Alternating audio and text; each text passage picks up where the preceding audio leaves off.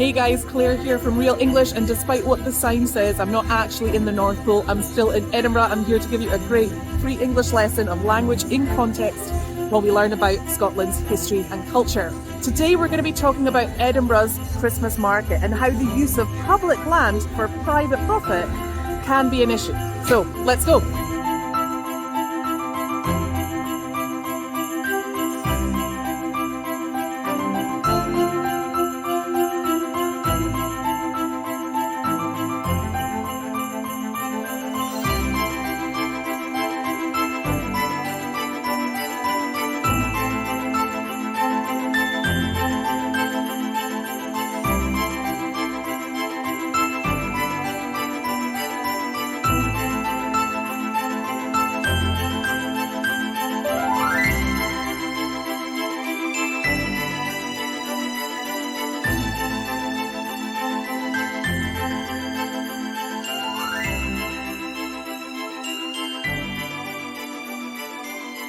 So it's the holiday season once again. Can you quite believe that?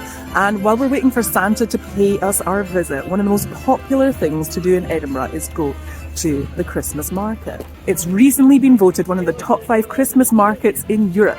Surveys say that locals and businesses love it, and according to the council, it brings in a ton of money to the city. But is it all Christmas cheer? The last few years have seen a backlash from Edinburgh residents and heritage groups. Lack of planning permission for the markets and overcrowding. So is it all jingle bells? Or does Edinburgh deserve to get a coal in its stocking? Let's find out. Okay, full disclosure everyone. While I love Christmas, I'm really not a very big fan of the Christmas market. I wasn't always like this. When it first started back in the 90s, I loved it. Granted, I was also a lot younger. That might have had something to do with it. But it's also true that it did have a very different vibe back then. And also in the 90s, the big celebration in Edinburgh wasn't so much a Christmas market, but Hogmanay itself, when we had really great, fun, big events. Now, historically, this makes a lot more sense because Scotland didn't celebrate Christmas for over 400 years. See my other vlog about that one, due to Presbyterianism. And Hogmanay became the sort of de facto big winter celebration. There were some awesome parties in the city centre, especially one which I loved. It was called the Night of Four, and they used to do it here on George Street. They used to have a ceilidh, and I remember taking part in the world's biggest and world record-breaking ceilidh dance of Strip the Willow. It was really, really great fun. In fact, up until 1996, you didn't even need a ticket to attend Edinburgh's Hogmanay. Unthinkable now. That all changed because the street party really became a victim of its own success. In 1996, there were so many people that there was a crush, resulting in a lot of people ending up in hospital with quite bad injuries. From that point on, it did become a ticketed and more organised and controlled event. I would argue that's also when the festivities began to change. 1999 was the year of the first Edinburgh Christmas market, and it was run by a Scottish company called Unique Events. They managed the Hogmanay side of things as well as taking over the new role. This would change in 2013 when London-based company Underbelly would take over the Christmas market, and then in 2017 also take over the running of Hogmanay. And with Underbelly, festive celebrations in Edinburgh got bigger. The market began to grow, with East Princes Street Gardens and St Andrew's Square being used. Installations were set up on George Street and on the Royal Mile, and eventually West Princes Street Gardens, where I am now, also became a venue. Now, what's the problem with this, you might ask? Edinburgh's a beautiful city, and it's a great idea to use it as a backdrop for these fun festive events. Just look at that, guys. It's a castle. I mean, that's cool. But here's the thing, guys. Underbelly is a private company. So is Unique Events. And Edinburgh's streets are common good land. What is common good land, you ask? Let me explain. Common good assets are property that belong to the boroughs of Scotland. These can be movable things like paintings or furniture, or they can be fixed like land or buildings. Before the law was changed to officially control common good property in 1975, we have no way of knowing how many of these assets were sold, fenced off, or stolen through corruption. It's part of the ugly story of Scotland's land ownership, the main issue being that we have no way of knowing who actually owns Scotland. I highly recommend checking out Andy Whiteman's extensive work on this area. You'll find a link for it in the blog on my website. Edinburgh's common good land includes Princess Street Gardens, the streets of the Old Town and the New Town, and Carlton Hill. Now, all of these are being used for the Winter Festival. Now, what that means is that public land is being used to make private profit. It's not like the council's giving this away for free. According to them, outsourcing Edinburgh's Christmas events saves the council £2 million a year. But we also have no idea how much Underbelly paid them to use the land or how much money Underbelly made in profit, because they refuse to release that information. If that all sounds a bit shady to you, that's because it is. Underbelly began to become increasingly unpopular in the capital in 2019, when it was discovered that a platform that they were creating in East Prince Street Gardens to have more space available for their huts and their market had not been given any planning permission. This got even worse when it turned out that in 2018 they hadn't asked for planning permission either, and the council hadn't even noticed. Now, this isn't unusual for common good land. This bar that you can see behind me here has a structure which it's put up as a kind of Christmas ski chalet. They've put up the same structure for the last 2 years, and both times haven't had planning permission to do it. In fact, last year, they only asked for planning permission after it had been built, and then the planning permission was due to be granted in January after the structure would have been taken down.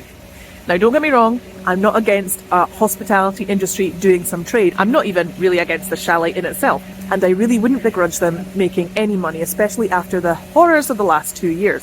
However, what I do think is insane is that they can apply for planning permission in a UNESCO World Heritage site, have that planning denied, still go ahead with the structure anyway, and do this various years in a row without consequences. It's clear that there's a problem with the system. Coming back to Underbelly and using common good land. The Christmas market normally runs for 6 weeks starting in mid-November, which means 6 weeks of no public space for locals. But it's actually much more than that, because those 6 weeks don't take into account the time it takes to set up and take down this winter wonderland. And also that doesn't take into account the state that it leaves public land in. A couple of years ago, East Prince Street Gardens looked like a mud bath for months after the market was over.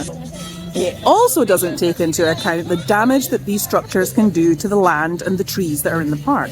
And then there's the issue of having a fairground which really doesn't match its UNESCO World Heritage surroundings. After the lack of planning permission debacle in 2019, Underbelly carried out a survey to try and improve how they looked in local residents' eyes. The results are questionable as their data wasn't exactly solid, and also it wasn't an independent survey.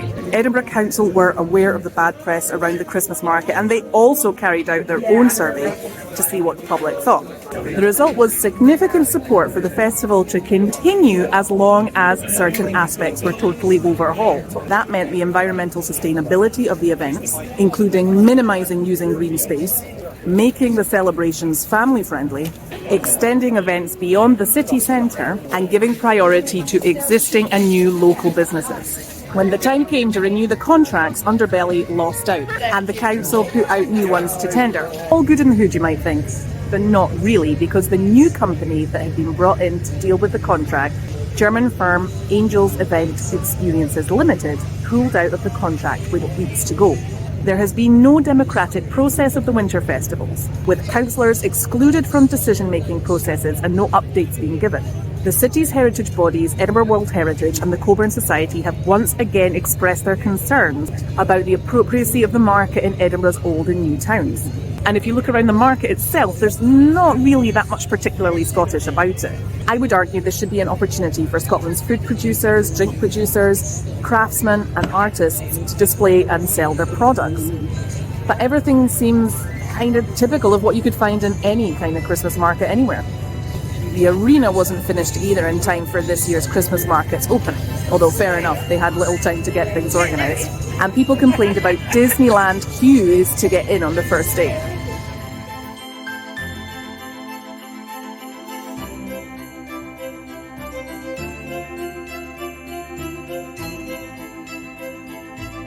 Okay, there are some Scottish products this year.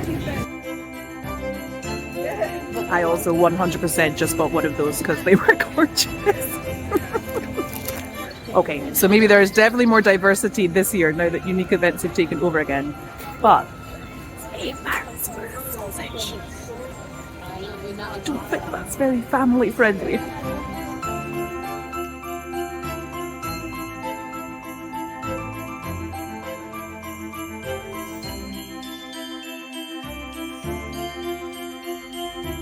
Okay, so my slightly prejudiced walk through the Christmas market has at least changed my opinion slightly in that there do seem to be more local vendors selling Scottish products. But there's plenty of space to do more. Call me a Scrooge if you like, but I think there needs to be a clear and accountable process for using public land, especially if it's going to private profit. And I'm not the only one. There's now talk of the winter festivals being brought back into public ownership. Will this make a difference to how they're run? Time will tell. But in the meantime, let me wish you and yours the very merriest of Christmases and happiest of Hogmanay wherever you are. Don't forget to subscribe so that you'll never miss a video in 2023, and we'll see you guys in the new year. Merry Christmas.